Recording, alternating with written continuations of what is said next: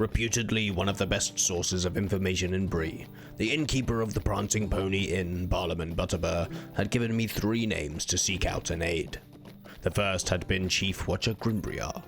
His troubles had taken me as far south as Andrath, and brought me face to face with brigands, and more ominously, half-orcs. The anticipation I then felt as I rode through the rolling hills of the southern Bree-fields in search of the second contact, Adso Haybank, was palpable. I knew that Haybank was building an inn here.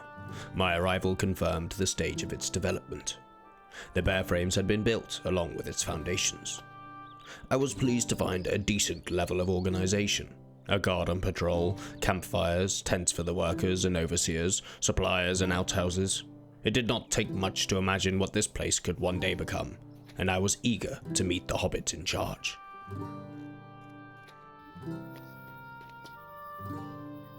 Hello? What do you need? Could I take a moment of your time? The feeling was not mutual. Haybank expressed disappointment that only I had been sent to help. Supposedly there was much trouble. The most immediate was the delivery of a final payment to secure the inn and its workers' safety to a man named Bill Ferdy at a nearby farm.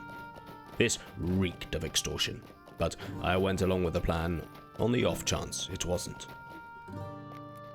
Nestled amongst sweet apple trees, the quaint residence housed a most foul man. What is this world coming to? Extortion it was indeed. This, of course, was not to be the final payment. Another was demanded for the following week. Fernie also revealed an understanding of Sharky and his plans, and did not seem to disagree with them. Is there something I can do for you? Might I speak with you a moment? My return to Haybank shed more light on the situation. He no longer had the means to afford another payment. He feared for the well-being of his workers and would sooner abandon the project than risk their safety. I watched his brain furiously work to find a solution before his eyes met mine. Having been sent by Grimbriar, whose job concerned brigands, I was almost a gift to the stout hobbit. Of course, I would have helped no matter what, but Grimbriar's involvement gave Haybank the right to ask. I would help in the way I knew how, by proving that the building of this inn did not lack for protection, and I would kill as many brigands as I could find to make sure this was obvious. It was under the purview of Brigand's Watch, on the grounds of Old Sweetgrass Farm, that I would make my statement.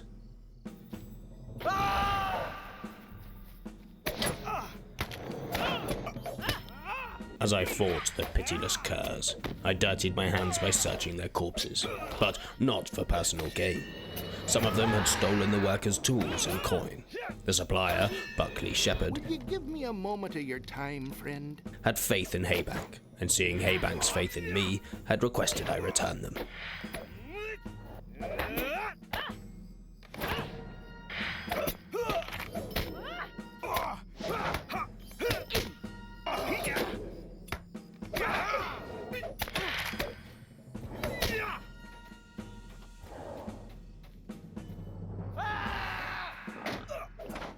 On my way back, I harvested some boars for Roger Hawkling, Stay and hear me out. the camp cook. He would use their heads to make a stew, much revered by Haybank and his workers. It was important to maintain good morale, and vital to make sure the workers were hearty and hale.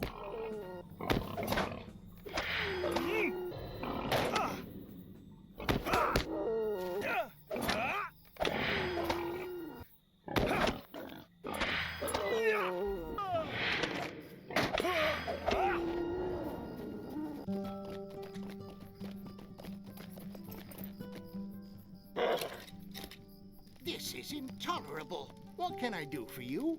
Is there something I can do for you? Could I take a moment of your time? Might I speak with you a moment? While I had been busy, brigands had arrived and spoken with Haybank.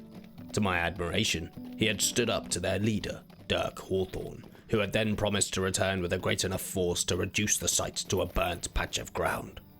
Not so positive. But I could not let Haybank's bravery be punished. I would make sure Hawthorne would not be able to organize any sort of retaliation.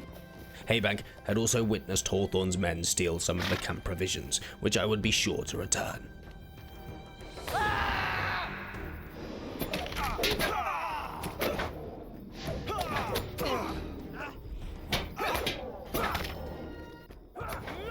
At first, all went well.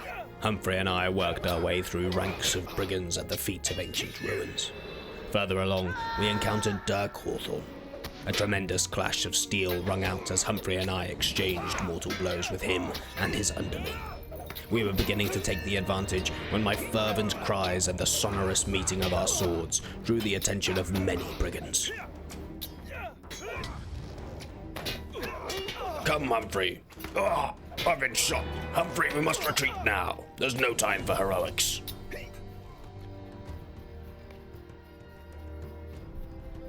Where are you? Humphrey? Oh, there you are.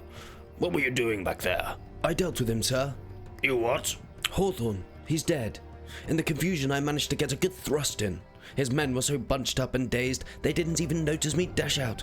Of course, their attention was on you, sir. You gorgeous man. Excellent work, Humphrey. You have learnt much alongside me.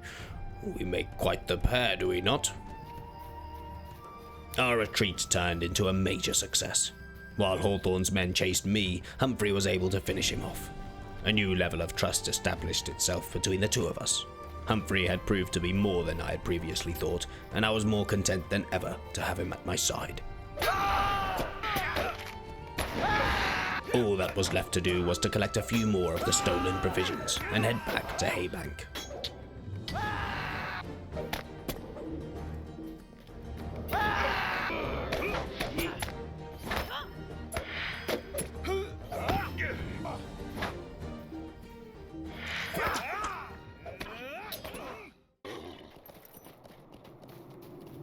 Haybank was thankful. Just a moment. Is there something I can do for you? But before further aiding him, I attended to some matters lying in wait within the Old Forest.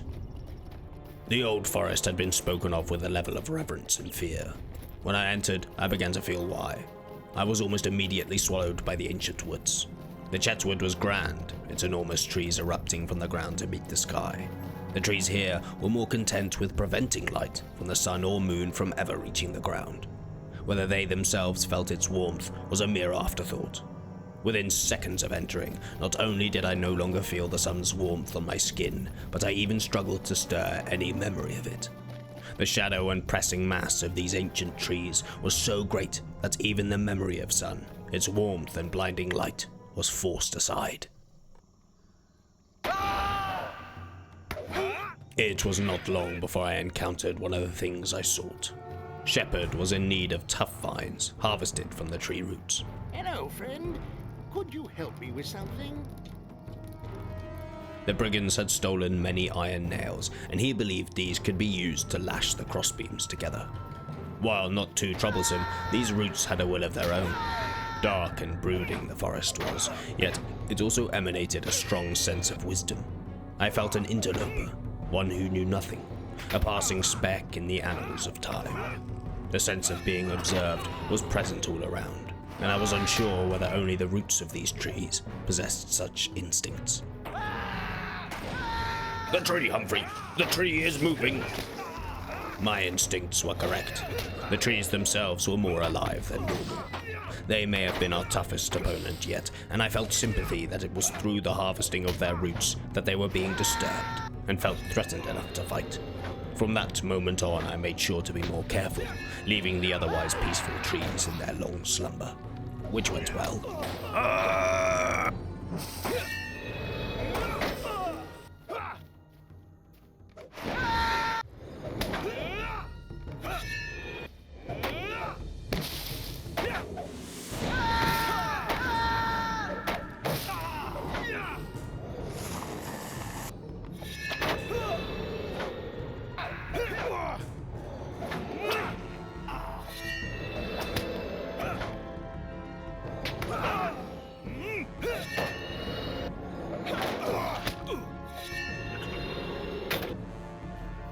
Uncomfortable as I was, the forest proved hospitable enough for wolves, and it was these that Hawkling had told me of. Stay and hear me out.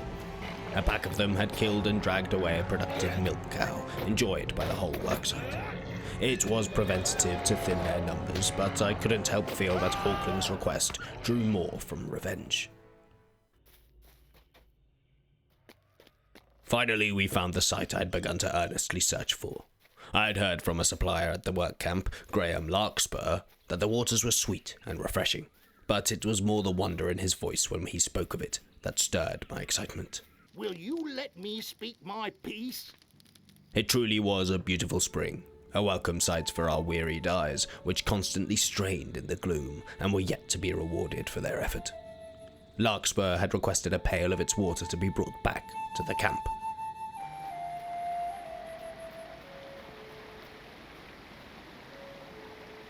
On the shores of that very spring, I met Goldberry. I bid you welcome, wanderer in the wood. Reminiscent of Willowsong, the suspected river maiden in Staddle, the imprint of her memory was pressed hard into my mind. Not only was her presence itself soothing beyond sleep, but her words filled me with questions. As suspected, the water here was more substantive than normal, much like the trees that drunk from it. A pail of it would go further than that from an ordinary well. She also made mention of someone she referred to as her Tom, who was the master. Master of what? The forest? If so, he was a most important figure, and one who I could not make sense of. Was he benevolent or malevolent? Did he merely observe this forest, or had he influence? Like the forest itself, Goldberry and this figure she spoke of were suffused with mystery, and made me feel small and naive, like a child among betters. My steady strides jostled these thoughts around my head until, before I knew it, the memories of warmth and light, which had receded deep into my mind, exploded forth as the sun's rays struck my face. But even the light of that glow was dimmed in the presence of such fine men thanking me for the work I had completed, and the thought that I had furthered the shared goal to build here a place of respite. Tell me what you need or move along. What is this world coming to? Hello there.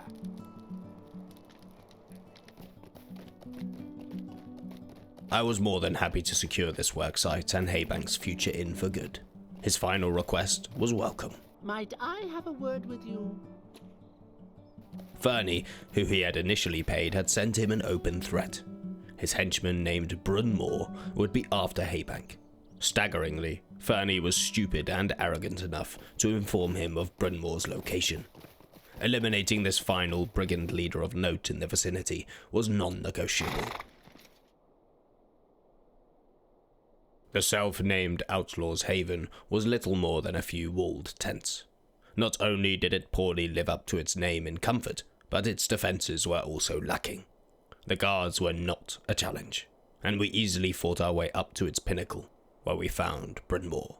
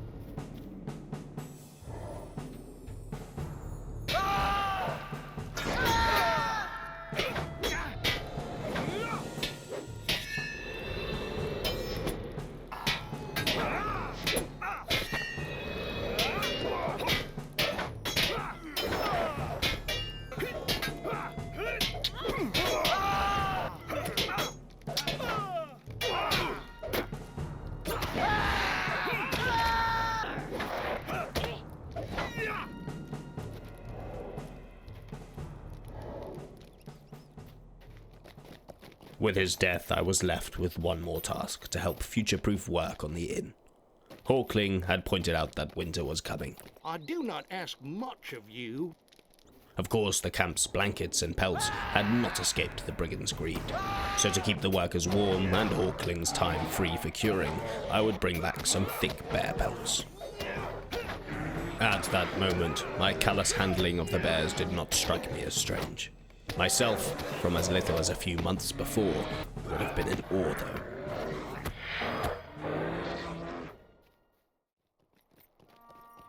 My returning ride made me confident in Haybank's choice for his inn's location. I felt It would one day be an excellent stopping point for those travelling between the Shire and Bree, and to know I had had a hand in its existence would fill me with joy. Hawkling's anxieties for a cold winter were relieved, Why are you bothering me? and the self-deprecating haybank was glad for my help, Is there something I can do for you? claiming that I would be welcome here at any time. Haybank may have been small, and perhaps did not possess the qualities required to fight for his freedom from the brigands, but I believed his inn would make a great change. He was creating something that may stay in his family for centuries to come.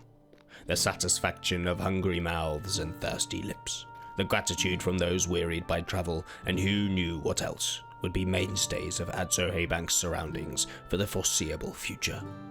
I felt confident that he would lead a fulfilling life here while I continued on. Celandine Brandybuck awaited me in Buckland, another town of hobbits further removed from the land of men, and Lenglin, Strider's man, set to watch over the very same town.